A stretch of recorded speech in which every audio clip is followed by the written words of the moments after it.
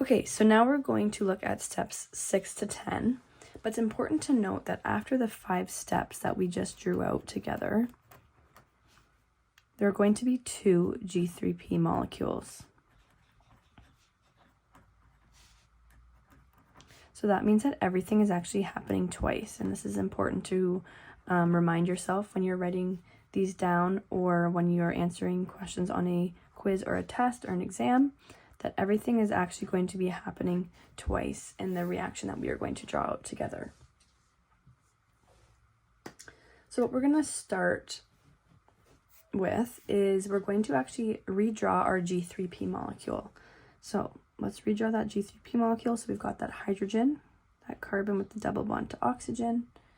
We've got our CHOH, and then lastly our CH2O with that phosphate group attached at the bottom. We're going to name this G3P, or glyceraldehyde 3-phosphate. So there's our G3P molecule. And what's going to happen in step number 6 is that we're actually going to add a phosphate using a slightly different way, using a different energy carrying molecule. So let's take a look at what enzyme is actually involved in this reaction first. So we're going to draw that arrow with our step number 6. The enzyme that is going to drive this reaction that we're going to see is called G3P dehydrogenase.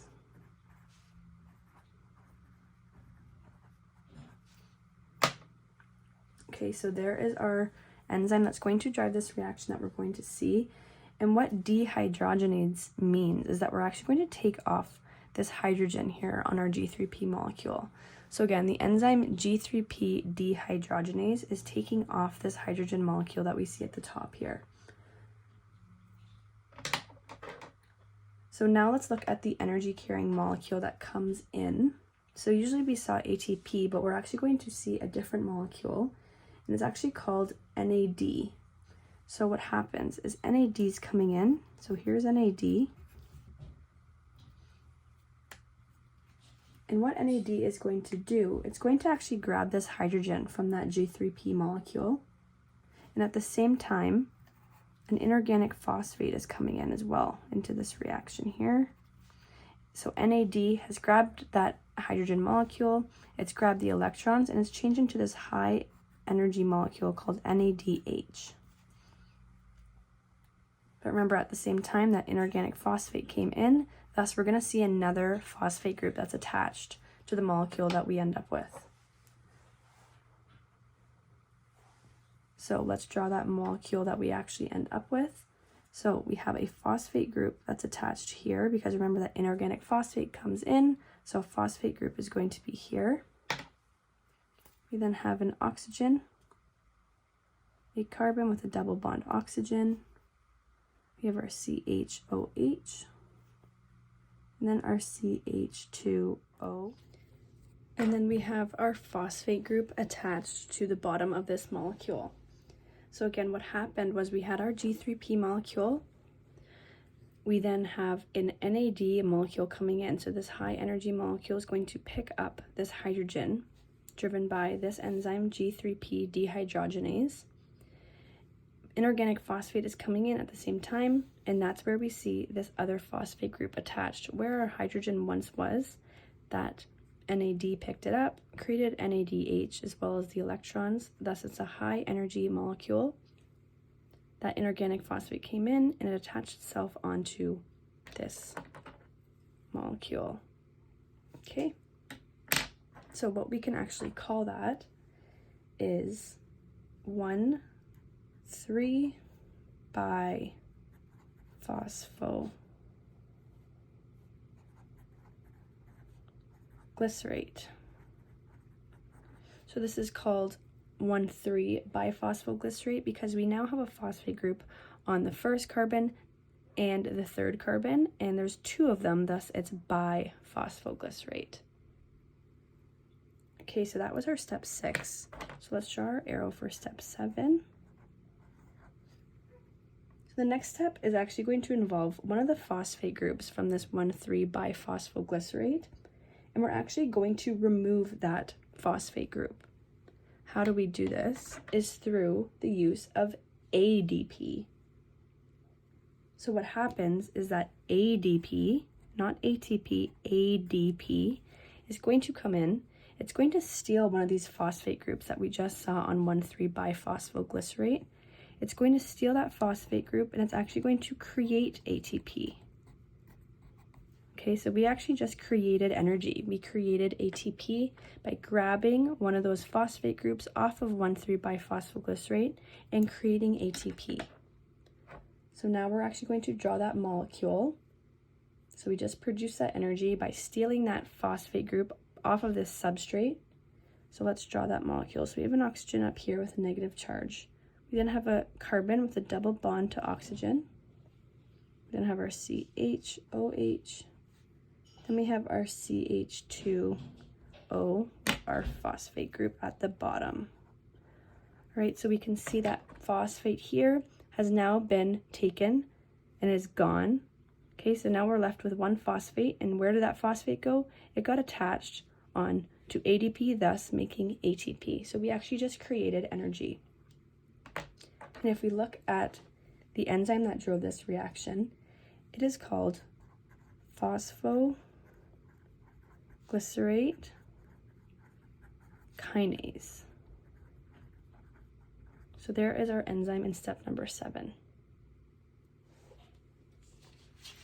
It is important to remember, though, that everything is happening twice. So we actually just created 2 ATP molecules, and up here in step 6, we created 2 molecules of NADH. So that is important to recognize. So we're going to draw our next arrow for step number 8. So for step number 8, this is actually going to involve the phosphate group that we see here on the bottom. Oops, sorry, I forgot to name this last molecule. Sorry about that. So this is actually now called 3-phosphoglycerate, also known as 3PG. Why is it called 3-phosphoglycerate? Because we took that phosphate off of the first carbon. So it's now just 3-phosphoglycerate. It's not biphosphoglycerate because we only have one phosphate group, and we took that phosphate group off of the first carbon. Thus, it's now called 3-phosphoglycerate. So moving on to step 8. So again, step 8 is actually going to involve this phosphate group that we see here on the bottom of 3-phosphoglycerate. And what's going to happen is that this phosphate is going to be pulled off and reattached at a different spot. So let's draw that. Right, so for this next molecule, we have our oxygen at the top. We then have our carbon with our double bond to hydrogen. This is where we're going to see a slight change. So we have a carbon here, we have an oxygen here, and then we have a hydrogen here. And this is where we're going to see our phosphate group. And at the bottom, we have our CH2OH. So as I said, this phosphate group is going to be added somewhere else. So it's being pulled off and added somewhere else, which we see here. So this molecule is actually called 2-phosphoglycerate, which again makes sense because now this phosphate group is on the second carbon. And the enzyme that drove this reaction is called phosphoglyceromutase.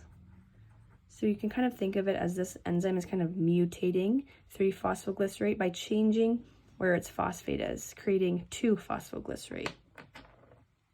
So that was step 8. So step 9, we will draw step 9. So 2-phosphoglycerate is going to be changed into a new molecule. And here we'll notice another slight change that occurs. So let's draw that new molecule. So for our new molecule, we have our oxygen at the top with that negative charge. We have our carbon with our double bond to oxygen. we have another carbon with our oxygen. And here we have our phosphate group. Here's our phosphate group. And then we have a double bond to CH2. All right, so let's see what actually happened here. So you'll actually notice that if you look at these two molecules, the only thing that has changed is that we've taken off this hydrogen group right here. Okay, so there's no hydrogen there anymore. We've taken off that hydrogen, and we've also taken off this OH molecule right here. Thus, we're left with CH2. So what does that mean? We've just lost a hydrogen and an OH, meaning that we've actually just taken off a water molecule, so H2O. You've actually just removed H2O. So the enzyme that drove this reaction is called enolase. And what is this new molecule called that got a water molecule pushed off of it? It is called phosphoenolpyruvate. Okay, so that is a new molecule, phosphoenolpyruvate. So that is step number 9. We are now moving on to our last step of this whole long reaction, which is step number 10. And what's going to happen is that phosphoenolpyruvate is going to turn into a molecule called pyruvate. So in order to do this, what happens, again, as we saw up here in step number 7, ADP is going to come in once again. So I'm going to draw that ADP coming in. So here's our ADP.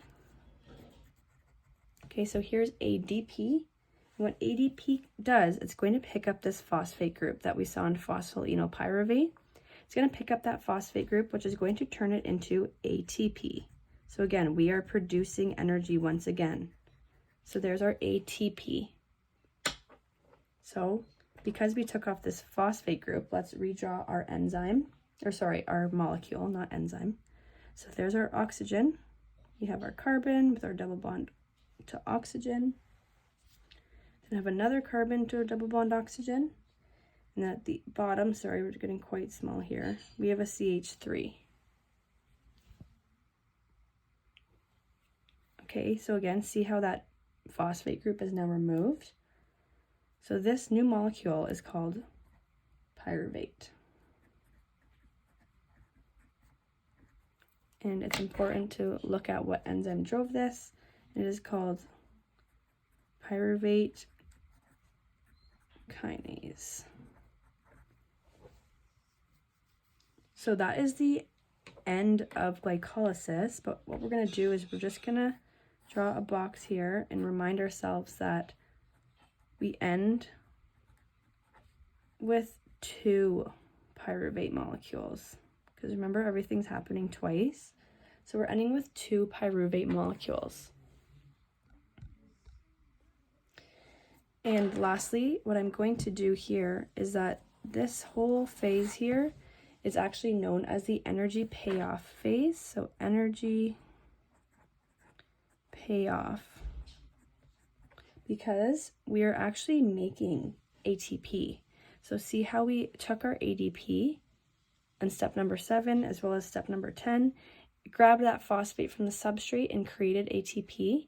So we are actually creating ATP, we are making energy. So we actually made 4 ATP. So this is called the energy payoff phase. If we go back, I'm just going to flip this. If we go back to our first 5 steps here, I forgot to draw this here, so we'll do that now. This was actually called the energy investment phase. So we'll write that here, energy investment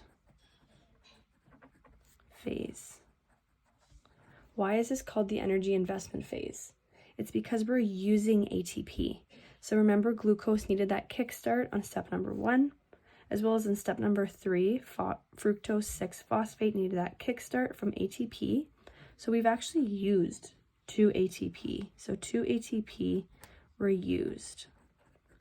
So that is why it's called the energy investment phase, because we are investing energy to make these new molecules.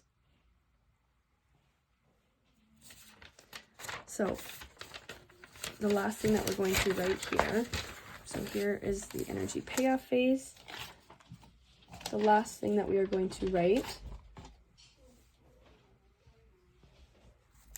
is that we actually created from glycolysis, I'll write it on the next page, sorry.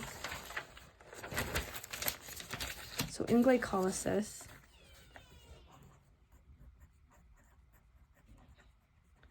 we have created 2 ATP in total. So 2 ATP is our net total. Why? Because remember, we just said that we started with our energy investment phase. We used 2 ATPs at the beginning, but then we created 4 ATPs in the energy payoff phase. Thus, we have 2 ATP that we have made in total. All right, so that is the end of glycolysis, and then we will go over pyruvate oxidation next.